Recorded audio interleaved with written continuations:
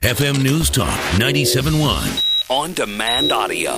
Colonel Randall Larsen is with the WMDcenter.org. And this is hugely important because especially right after we've heard about the Iranian terrorist who is over here, possibly at the behest of the Iranian government, we have a report card that the WMD Center released in terms of how prepared the United States is for a large-scale bioterrorist attack. And as it turns out, it's not so great. Sir, good afternoon. Thank you so much for joining me. Good afternoon, Dana. Could I throw you a curveball this afternoon? Why not? It's Friday. Well, I was just listening to Jeremy, and so this report card is very important. But listening to Jeremy, I did two projects this summer. I worked on the report card. Your listeners can learn more about that by just going to WMDcenter.org. But Jeremy talked about how his third tour, he was wounded. One of the other projects I did this summer was make a 20-minute documentary about America's wounded warriors. It premiered at the museum here in Washington, D.C. at the 10th anniversary commemoration of 9/11.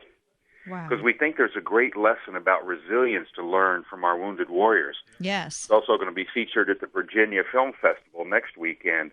But your viewers or your listeners can see it by just going to nspyr.org.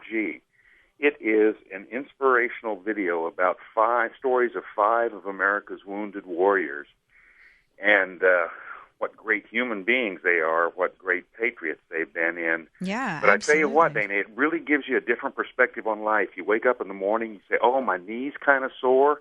Right. Then you put it in perspective when you see what these incredible men and women have done. So it's something that's very near and dear to me. I spent 30 years on active duty, and I was very lucky. I didn't get wounded, but these are great young people, and so I hope Jeremy's still on listening to you right now. Yeah. It was interesting listening to him. But NSPYR stands for Inspire, nspyr.org. Take a look at that video, and it will be an inspirational moment for all. Absolutely. Well, I appreciate you sharing that with us. So we have about a minute before we go up against a hard break. Okay. But this report card, and again, you said everyone can go to WM as in mouse or Martin or whatever. WMDcenter.org. Weapon of Mass Destruction. WMDcenter.org. This is scary. To think that we are not as prepared after all of the money that we've spent on biodefense, and yet no preparedness. $65 billion. So let me tell you this: big ball game coming up tonight in St. Louis, right? Yes. And what I talk about to people is, you had a football team. Okay, you got one of those in St. Louis too. You got about 24 assistant coaches. Right. How would you do with that team if you didn't have a head coach? That's what our report says is the number one problem. Can you believe we spent $65 billion in the last decade on biodefense, and no one is in charge? No one has it for a. It's scary.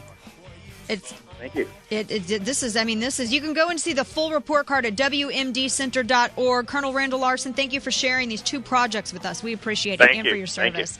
Take care.